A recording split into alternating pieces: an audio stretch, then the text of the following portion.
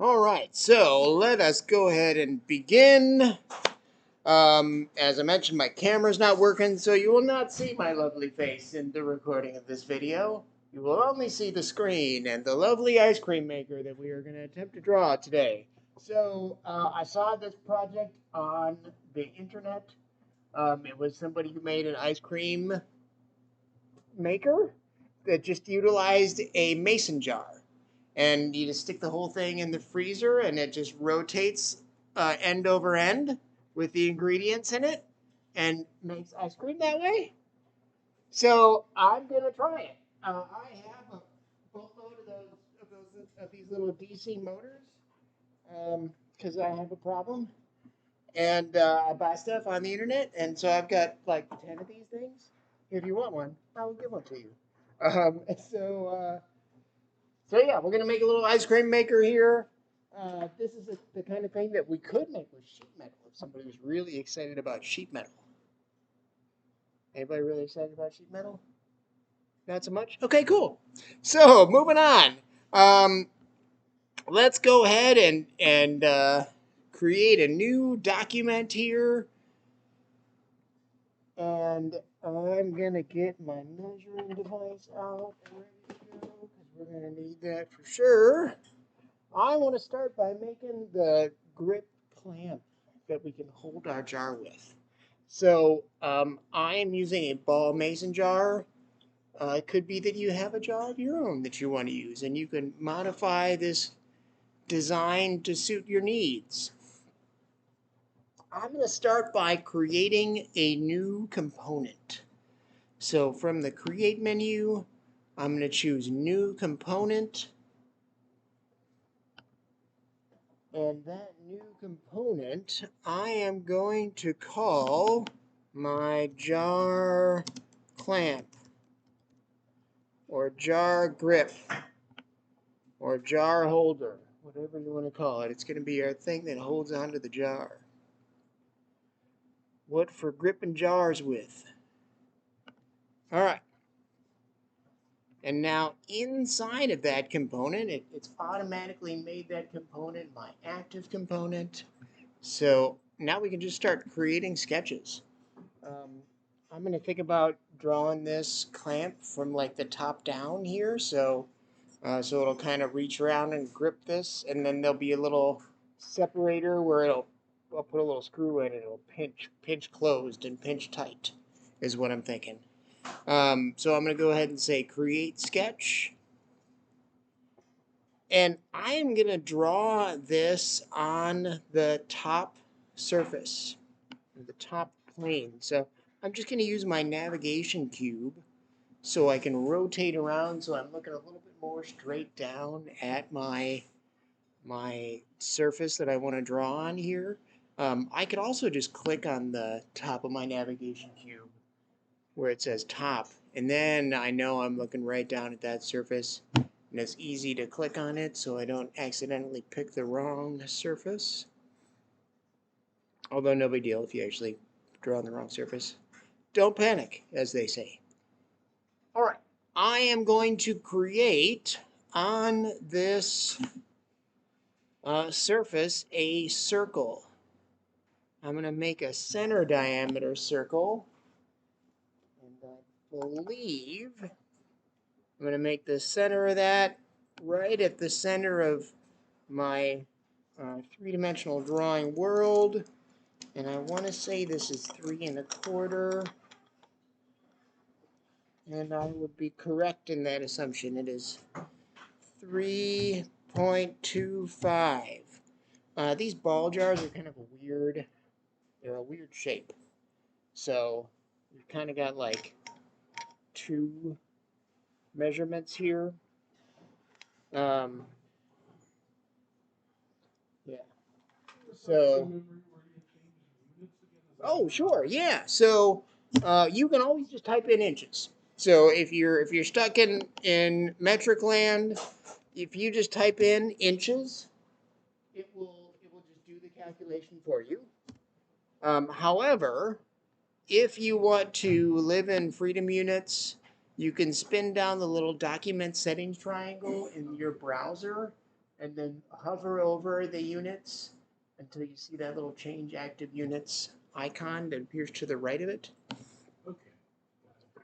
And you can change your active units to freedom units. I tend to think in freedom units because I was raised in the public school system, and that's what they tell you.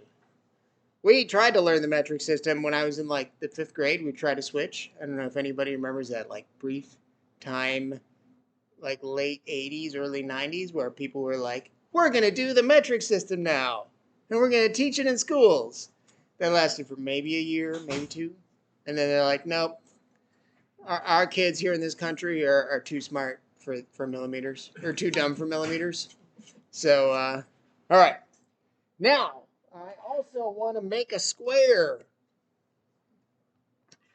Because this, again, this ball mason jar has a weird shape. So the type of square that I'm going to make is a center rectangle. So I'm going to just kind of think about the square sides of this as being like a rectangle inside of a circle. And I'm going to print that out tonight and cross my fingers. And we'll see what it looks like. Because I prepared ahead for this class. And everything is done, and I know exactly how everything is going to work. I'm only doing this for dramatic effect. All right, I'm going to create this center rectangle concentric on the center of my circle. So I'll just click one time to make the center of my rectangle, and then I'll move my mouse out. And this is 3.06, and it is a square, so it is 3.06 in all directions. Yes? I have a suggestion. Given the odd shape of the jar, it might actually be better after you take the first measurement. I think you said 3 1/4, Mm-hmm. and increase that size by maybe 1/8 of an inch and add rubber inside of the. Yeah, I think I'm going to do paper towel. Yeah. So, Get some kind of a cushion. yeah. To basically conform to that shape. Right. And we're going to have like a little clamping thing that's going to help conform it. Exactly. But yeah, I think, and the guy in the YouTube video that I watched did the same kind of thing here. Okay, so I was in the right frame of mind. Yeah. Thank you. All right, we got a circle and a square. Or a square and a circle, depending on how you think about things. Neither one of those things is really in the other one. It's a Venn diagram of circle, square action right now.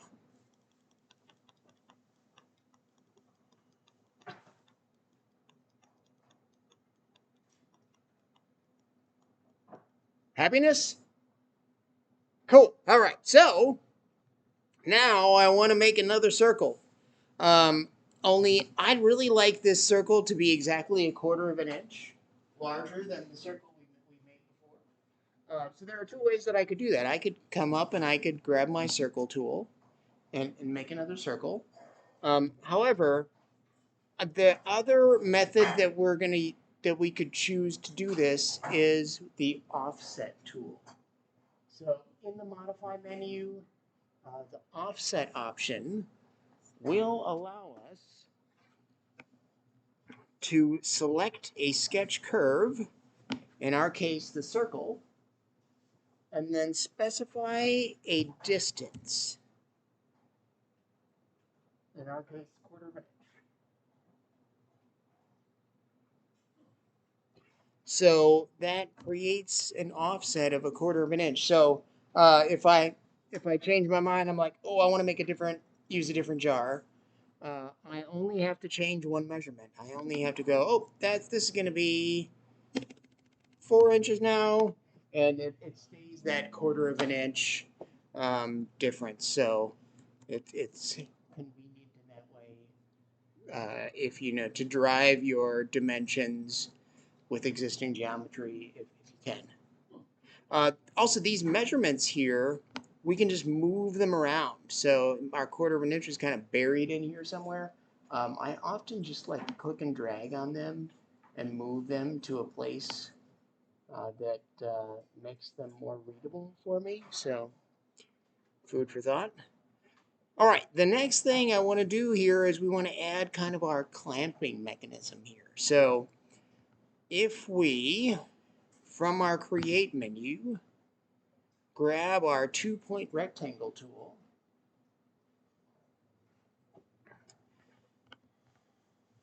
and I hover over the middle of that edge of that line,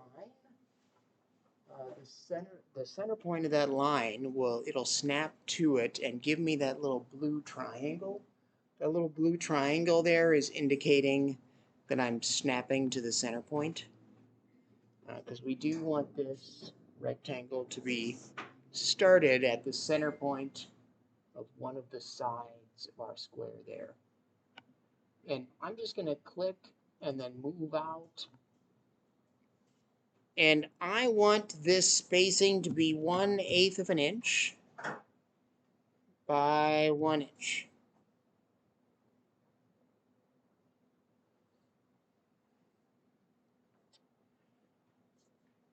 And then I'm going to hit enter. Again, I can move these dimensions in a place where they are nice and legible for me, however that looks.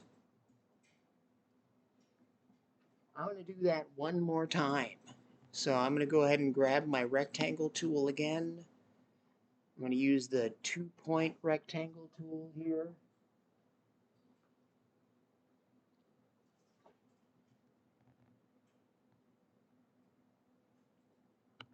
And I'm going to use that 2-point rectangle tool to place another rectangle right on top of the rectangle that we just made. So if this is the center point of our circle, this is going to be, our rectangle is going to start up here. And it's also going to go out a distance of 1 inch, only it's going to be 1/4 of an inch in height. So 1 inch by 1/4 of an inch is that second rectangle that exists right on top of that first rectangle we made.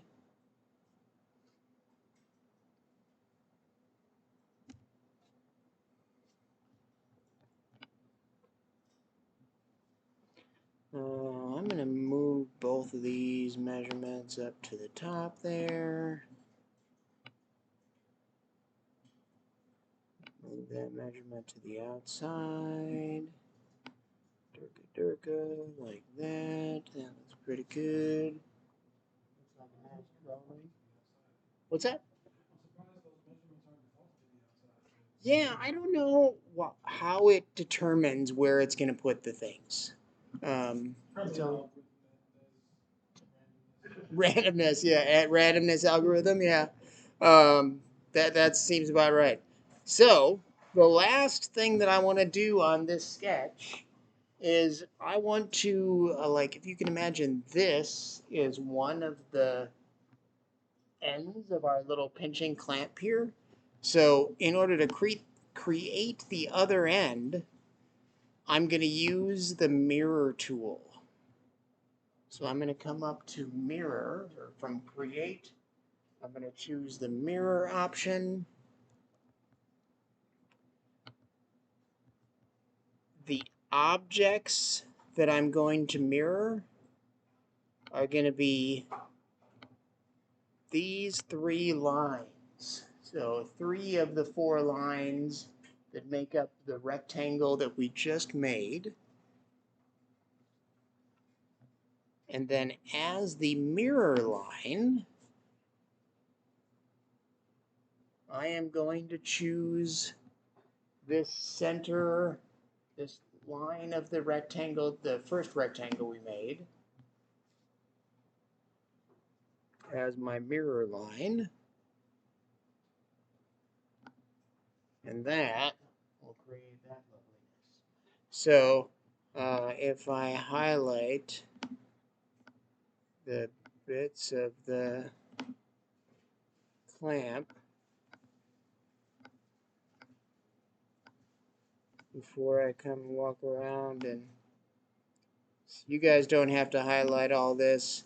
I mean, we will have to highlight all this when we extrude all this, but I just kind of wanted to show you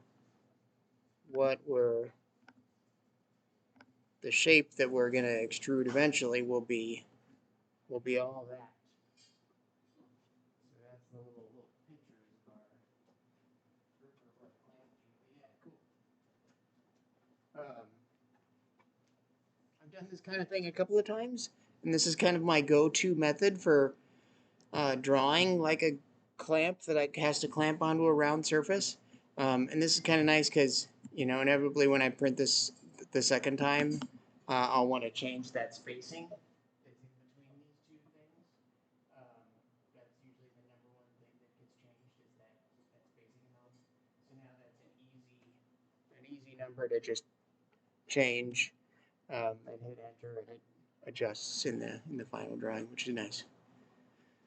All right, I'm going to click Finish Sketch. And we are going to extrude this kibble. In fact, before we extrude it, I'm going to name this sketch. We've got a Sketches folder inside of our jar clamp. This is going to be the clamp. The sketch of the clamp. And now I can actually extrude out the clampy part of the clamp. Those are all official engineering terms that they teach you. It's like a master's level. So, you know, like, I think you have to be EEE engineer before they, you know, start talking about clampy bits. It's like towards the back of the chapter in the book of the engineering master's degree program. I hope I didn't, you know, get like too advanced for anybody. Cool. All right. Great. All right. So, the parts of the clamp that we are going to extrude here are some of the bits. That's kind of the convoluted shape that we made for our mason jar, which will hopefully be just fine. Maybe. I'll let you, don't print it before me. Mike, I'll print this and then I'll tell you what's wrong with it before you go printing it. All right. All right. So, I'm going to change my extrusion direction. So, I'm going to have to locate the center of this later on, and it'll save me some steps if I just change this from the direction of one side to a direction of symmetric. It'll, you know, because everything is located in the center of this circle is located on the origin, and I'm going to be able to want to find the center of the height of that clamp later. It'll just save us some steps if we extrude this out symmetrically. And I'm going to go symmetrically 1/2 of an inch. So that makes this a full inch tall.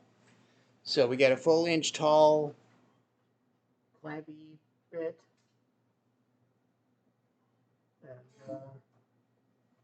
And yeah, because we're making it symmetric, then I've got that nice little center point that is our origin. That will also be the center of height on our clamp as well.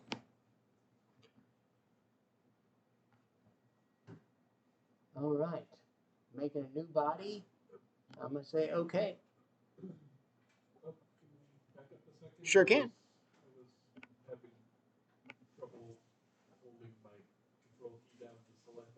Ah, you know what? I don't think you actually have to hold down the control key. Like on mine, I can just click on one and then click on the next one. I don't actually have to hold down my control key. Because they start doing that and then let go, then it erased all the ones I had selected. Yeah, that could be. So when I have a flat thing selected. Okay.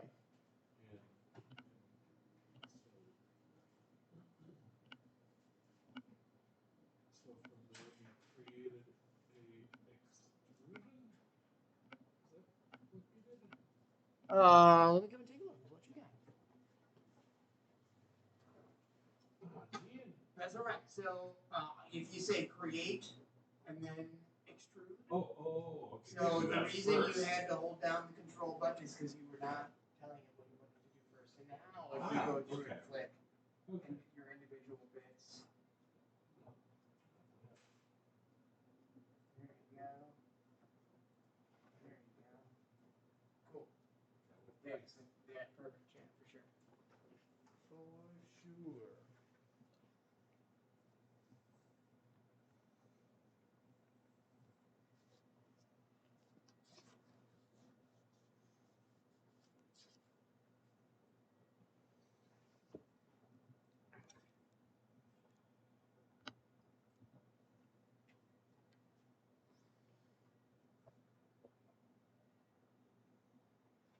Do you want to see it from the top? Yeah,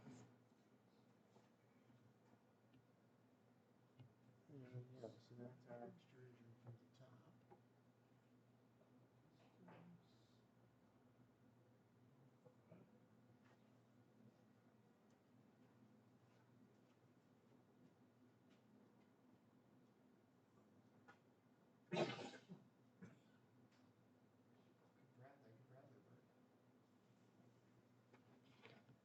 Yeah, I can do a little.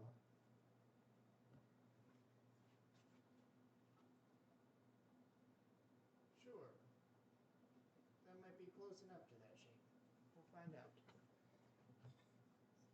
Suppose I could just hold it on my laptop here too.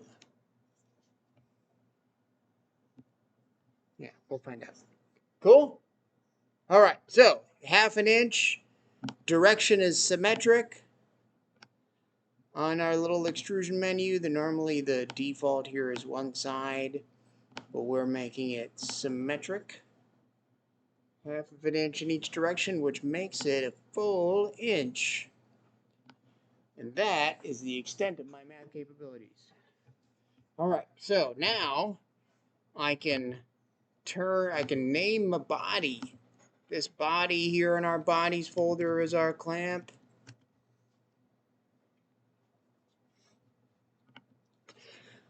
The last thing I want to do to this clamp is add a little hole right in our faces so we can put a bolt through there and tighten it down to grip onto our jar.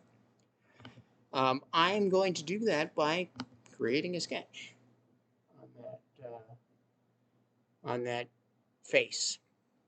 So from the Create menu, I'm going to go ahead and choose Create Sketch. I am going to create my sketch on the flat face on either side of that jar. It doesn't really matter which side you do this on. But I'm going to do it on this side right here. Now the first thing I want to do is I'd like to find the center of this square here, this rectangle, excuse me. So the way that I'm going to find the center of that rectangle is I'm going to grab my line tool. There's not like a constraint that makes me put something in the middle of something, is there?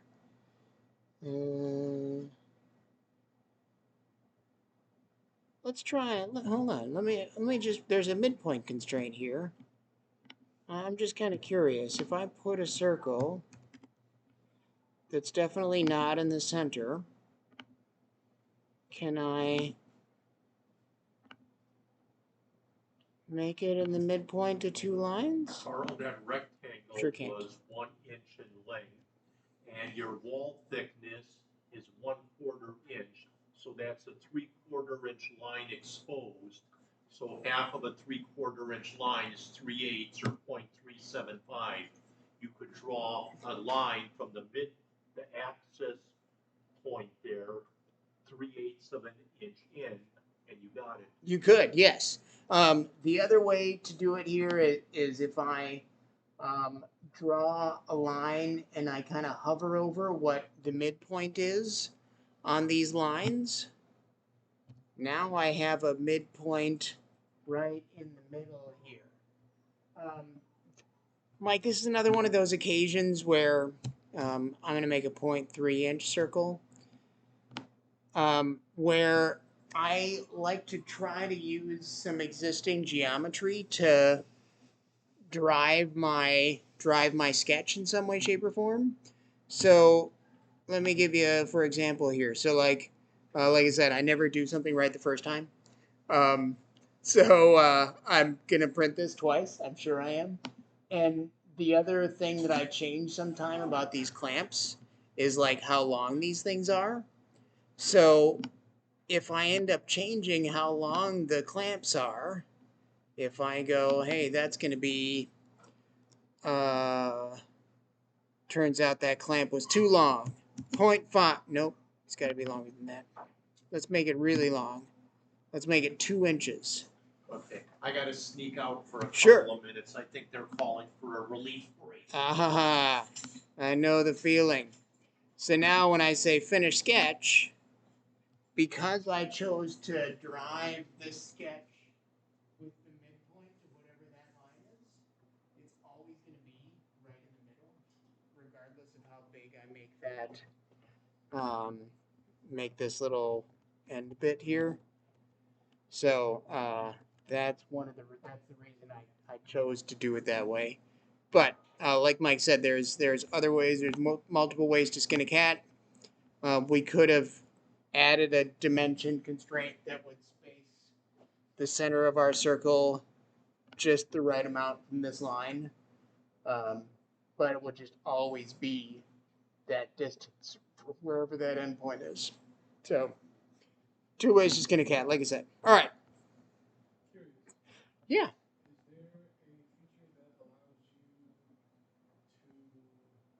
take the circle as its own object and snap it into the center of that circle? So I was just looking at that. I thought maybe that I could use a midpoint constraint, but I can only use one midpoint constraint. So I could make it snap to the midpoint of the top line, but then the center of the circle would be right there as opposed to down here. So, yeah. Probably a feature there somewhere, you just gotta kind of define it. Right. The first thing that popped into my head when you were doing that was that concept, because I'm used to doing it in Inkscape. Mm-hmm. I can make like a square and then make a circle smaller than my square, and then I can go over to the there's an actual, I think it's called a node menu, and in the node menu there's an option to snap to center of object. Oh, nice. Right on. Yeah. Yeah. So, yeah. All right, cool. So I want to make a 0.3 inch circle. I also want to make, no, I'm just going to make 1.3 inch circle. That'll be totally fine. And then I'm going to say finish sketch. I have threaded inserts, heat melt threaded inserts, and that 0.3 inch circle is just the right amount for a heat threaded insert. So now I can name that sketch. That sketch is going to be my clamp bolt or bolt hole, something like that. Anything is better than sketch 2. That's what I always like to say. And I am going to extrude that hole. So I'm going to go ahead and say extrude. I'm going to choose that hole. I'm going to push it right through to the other side. Now, this is an occasion where maybe instead of a distance, the best practice would be for us to say, instead of the extent type that is distance, I'm going to say the extent type is all. And like I said, so if the number one thing that I'm going to change when I make these clamps is the spacing between those things. So if I make that spacing bigger, that all will just always go through the total distance. So no matter how big I make that space, I'll be able to change that extent because that extent type was set to all. I won't have to go and adjust that extrusion length. Yeah. I put an arrow pointing left instead of right. you just need to drag it in the opposite direction. Oh, when you said all, it went in the other direction. Oh, there we go. Okay. Yeah. All right, cool. And then I'm going to say oakley dokley. And I think I'm done with this here object. I guess if we wanted to, you could add some decoration, like you could add a fillet. You could fillet some of those edges, round them over nice and pretty like. But this is just kind of a first draft. So I don't add a whole lot of decoration to the first draft of something. I just want to like get it to a point where I can see why it doesn't work, and then I can go fix what doesn't work. Yeah.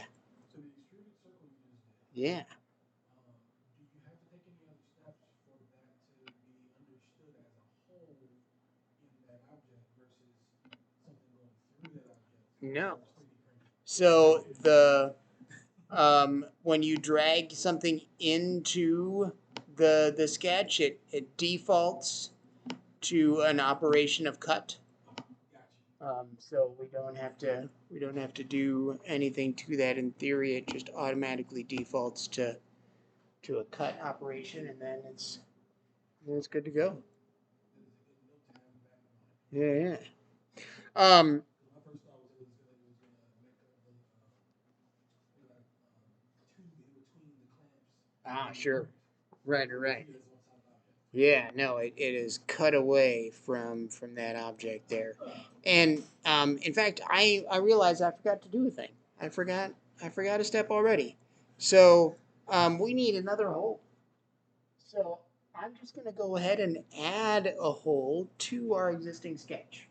And I'm going to do that by, in our timeline down here at the bottom, if I hover over that second sketch option and I right click on it, I can say edit sketch, or conversely, I can right click on the sketch that I want to edit in my sketches folder and say edit sketch.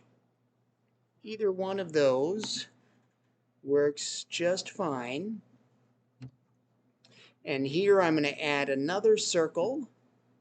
And that circle, remember we made sure to extrude this piece symmetrically, because I'm going to make another circle at the origin here of my sketch, right at the middle of everything. This is also going to be 0.3 inches. So I got 2 0.3 inch circles. One of them's at the center of my world. The other's at the center of this rectangle. Yeah. I'm still having trouble with the previous extrude. So it's Oh, yeah, sure. So if you change it from new body. Let's cancel that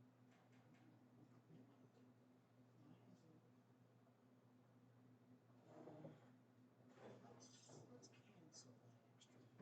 see that's what I saw on your screen initially was the tube going through. See finish sketch. Oh. Let's try that now. No. And say extrude.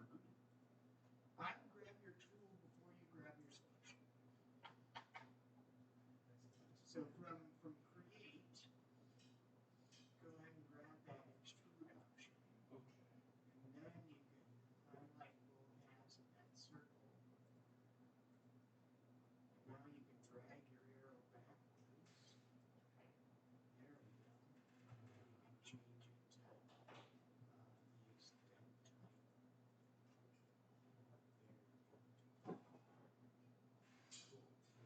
Yeah. Oh, Okay, good.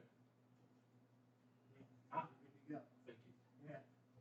Yeah, perfect, exactly, Mike. That's exactly what we're doing next. All right, and then so now to add this other circle right to the middle of everything, we can right click on the sketch that we made here and say edit sketch.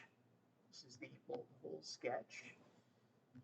And now we can add one more 0.3-inch circle right over our origin. So right at the center of our X and Y axis, we've got one more circle added. Drag those up so they're nice and easy to see.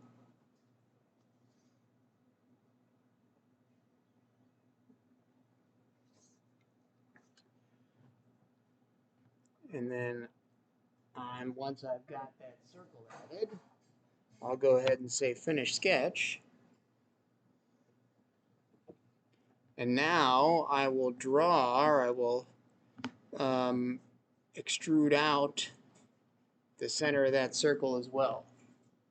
So from my create menu, I'll go ahead and grab the extrude option.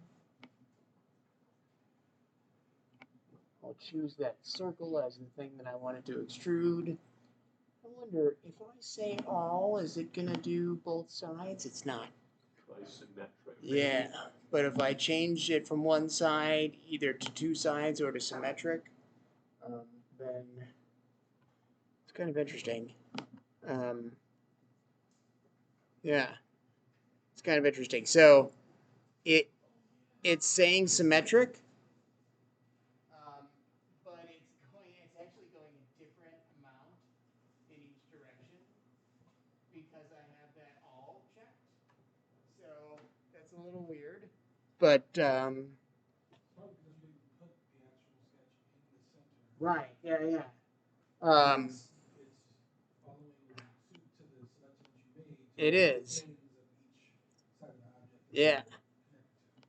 Yeah, so but it's not symmetric. So, yeah. All right, cool. So we're doing that all as well, and I'm going to go ahead and say Oakley Dokley.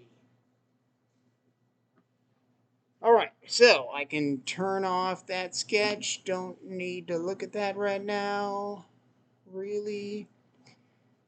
And I can make my main document my active component again. So my main document component in my browser here is my unsaved component. I'm going to make that my main document component again because we are going to make the sides of our the cradle that this thing spins in. All right, so from our create menu, I'm going to go ahead and say new component. New component, and I made sure to make my main document my active component because I want to create my new component inside of my unsaved main document component, not inside of my jar clamp component. We're going to go ahead and name this the cradle. What would you call the thing that holds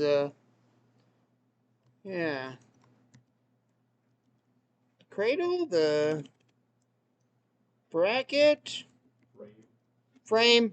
That's a great name. Frame. Love it.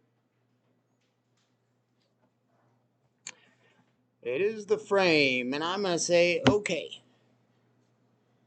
So our clamp is ghosted out, and that is because our main document is now not a main document. Our active component is now the frame component that we just made, and there's nothing in it.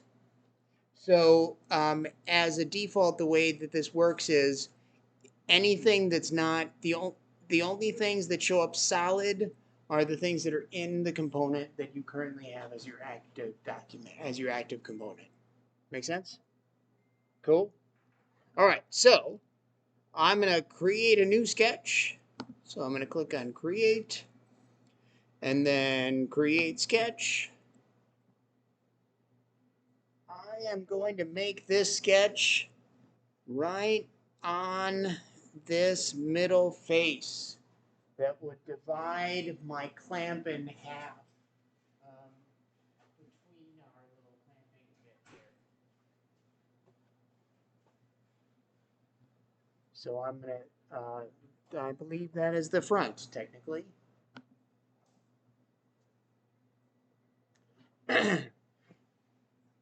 From that sketch, I'm going to make a couple, on that sketch, I'm going to make a couple of circles. So from the Create menu, I'm going to go ahead and choose the Circle tool, and then Center Diameter Circle. I'm going to make the first center diameter circle right on that origin, and it's going to be 0.26. Let's say. Just needs to be just barely big enough that a 1/4 bolt will just kind of fit in there and not get bound up, because I'm just going to use a 1/4 bolt as a bearing on a plastic. That'll be fine. So 0.26. I suppose what the real way to do this is, like, you'd say 0.25, and then I would say plus 1/64. That is an appropriately oversized hole for a 1/4 if you make it a 64th over. So, option B. All right. The next thing we want to do is we want to make another circle. So I'm going to go ahead and say Create, and then Circle, and Center Diameter Circle. We are going to make that circle concentric on the circle we just made. And I'm going to make it 2 inches. That sounds good to me. And I'm going to hit Enter. The part that we're making is this part here. It's transparent, which makes it easy to see. So we're kind of making this kind of weird shape. I will say that in retrospect, it should have a bigger base. We're going to solve that problem in version 1.5 that we're making right now. So the next step is I'm going to draw a line straight down from the center of both of our circles. I want to say 3.5 inches. Let me just verify that real quick,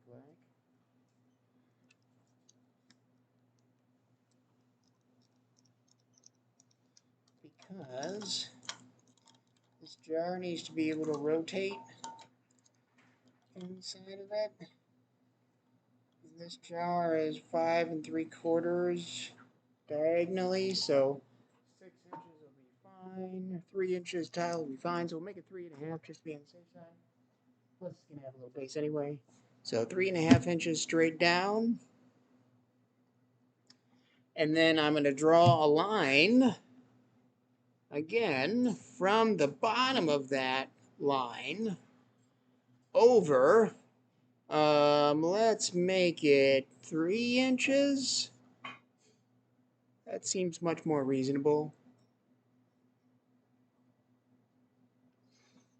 Give it a real nice wide base. 2.5 would also probably be fine. I'm going to make mine 3 inches. I have decided. And then I'd really like to make a line that goes from this point up to our circle, but I'd like it to be tangent to that circle. So I'm going to go ahead and grab my line tool, and if I grab my line tool and place the first point of my line at that end point down there where I really wanted it to be, I just kind of have to hover until I get a little tangent indicator, which is a circle with a line underneath it. However, just for fun, I'm going to purposefully do this wrong. So here you can see that that line is definitely not tangent to this circle, but we can add that tangency constraint after the fact if we want to. The way we add a constraint after the fact here is in our constraints menu. there is a tangent option. If I choose that tangent option, if I choose the line and the circle that I want it to be tangent to, things will pop into place. Now, I'll mention when you're adding constraints like this after the fact, this will be a lot friendlier if you have a lot of black lines in front of you. So black lines are fully constrained lines. So they're constrained in space and in size. Because the circle had a center point at our origin, it was constrained in space. If our circle did not have its center point at the origin, if it was just kind of floating somewhere in space, it may not have been constrained in space. And it could be that instead of the line going to the circle, our circle might have come to the line. So, we would have moved the mountain instead of bringing Mohammed to the mountain, So things can dance around in unpredictable ways if your sketch isn't fully constrained. So I always try to get people to a place where they've got a lot of black lines. So that means their sketches are locked in position and in dimension. All right, to make the other half of this, of our base here, I'm going to use the mirror tool again. So I could draw the other half just the same way.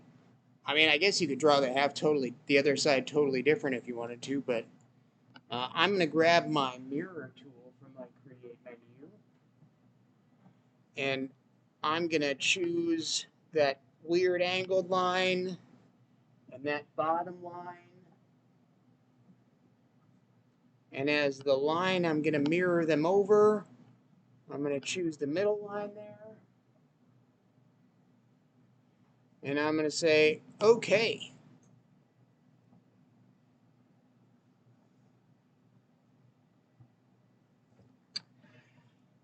And then I'm going to come up and I'm going to say finish sketch. No, I'm actually going to make one more line. I'm going to actually choose to grab this little offset tool. And, oh, it really doesn't want to do that. Okay, I'm not going to do that. Well, we just added a constraint to something. You can also add dimension constraints. So I'd like to have a line that goes right across the top here from edge to edge.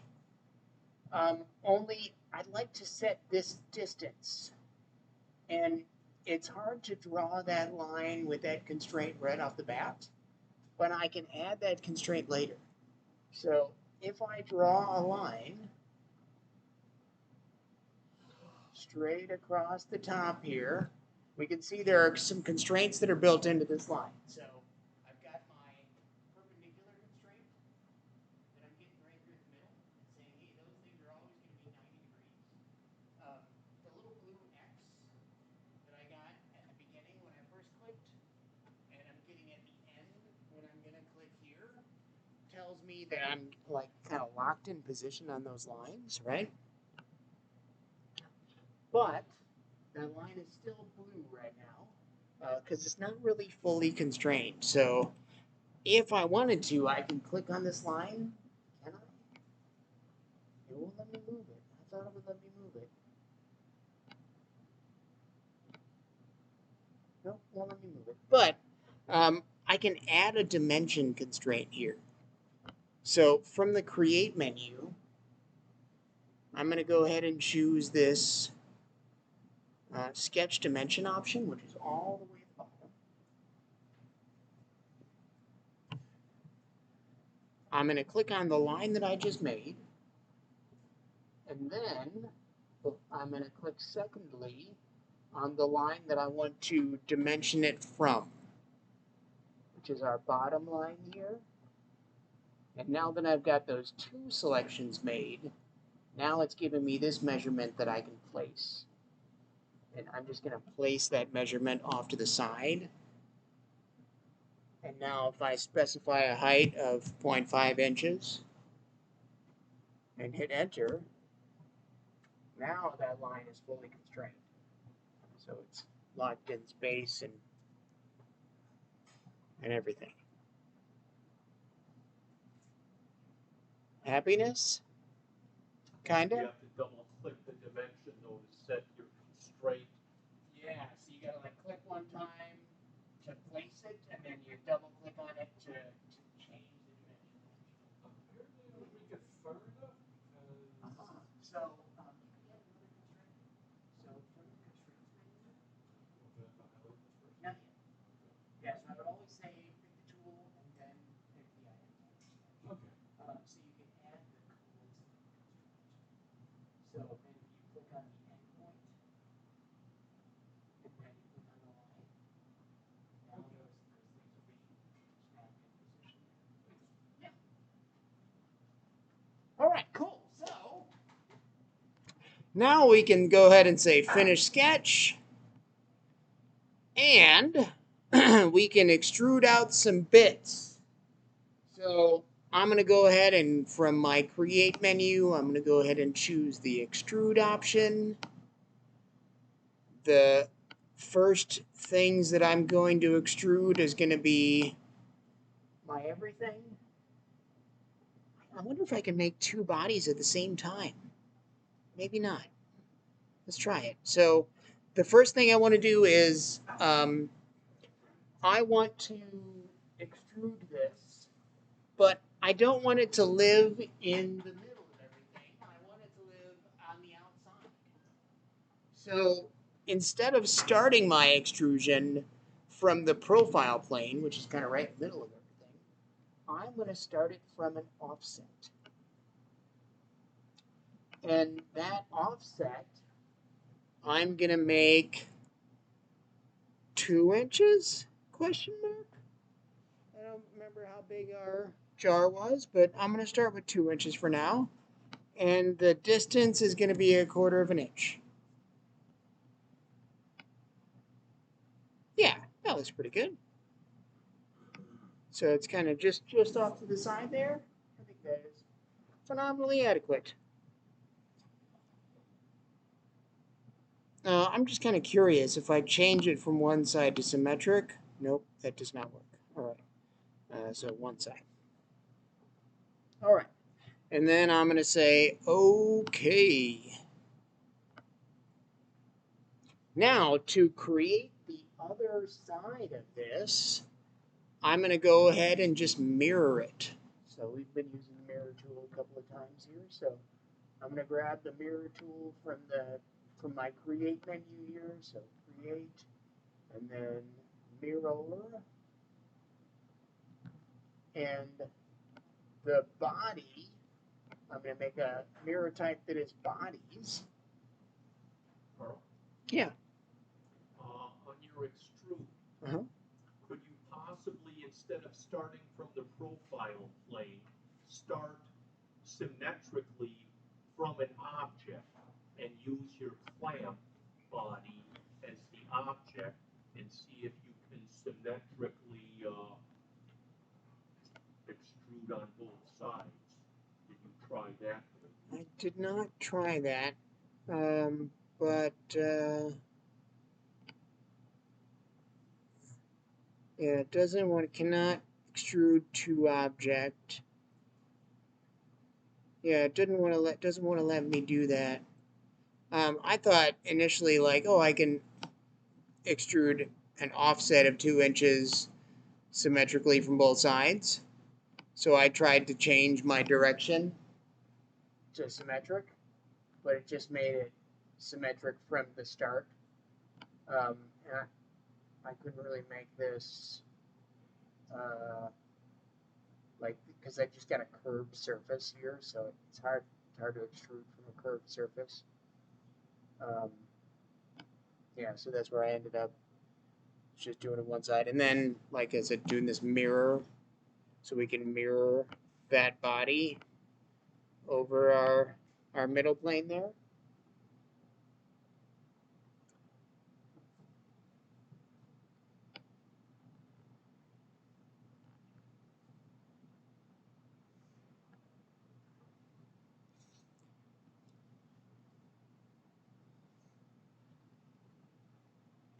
And then I'm going to say OK.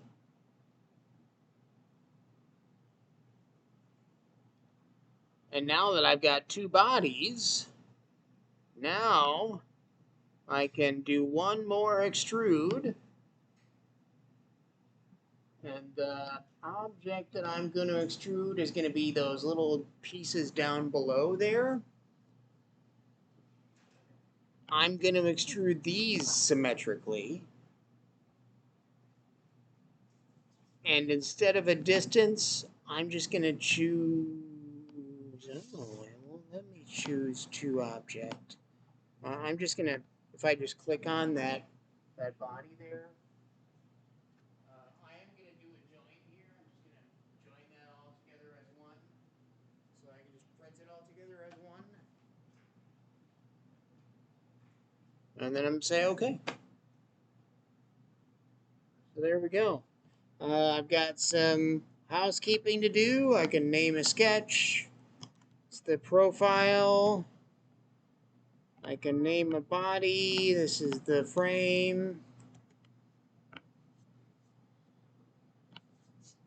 And then I'm going to go ahead and make my unsaved document my active component just so we can see what we've done here.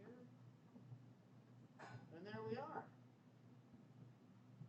So I have, in mine is a little bit different, but I have added gears to my bit here.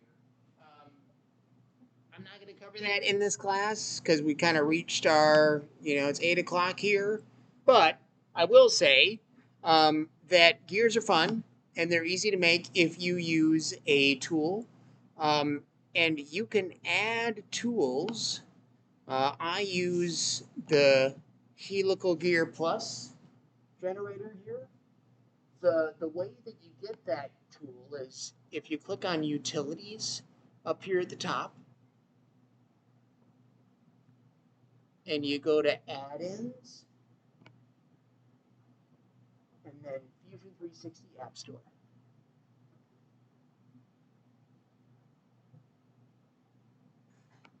And that will pull up a web browser. And I can type in Helical Gear Plus. And there is my preferred gear plugin. I like this gear plugin because some gear plugins will let you just make regular gears. This will let you make gears, will make you both interior and exterior gears. So you can have the gears on the outside of a circle or in the inside. But you can also make a rack or a worm gear. So it does all the things. So plus, hence the word plus. Helical Gear Plus, not Helical Gear Minus or Helical Gear only. Plus. Because more is always better. Sometimes. Most of the time, more is always better. That is English. That is an English statement. Nothing is more American than sometimes always this works. All right. So, and it's an easy plugin to use. I'd encourage you to download it because I'm sure we'll use it again in the future.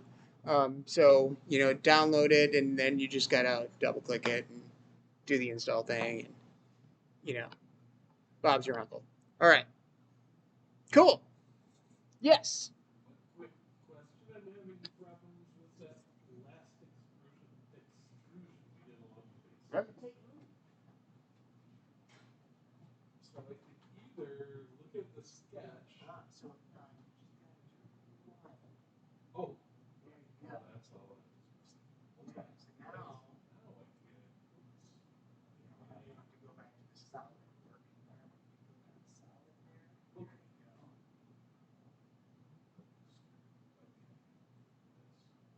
go. Precisely. All right, cool. Just for fun, I was thinking about, can this be done in sheet metal as well? Sometimes, oh, not that.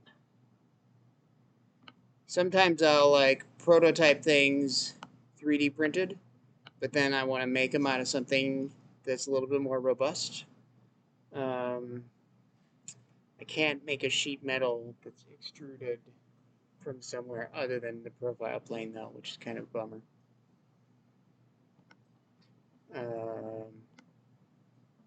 Could I make a flange from this? No, not really. Okay.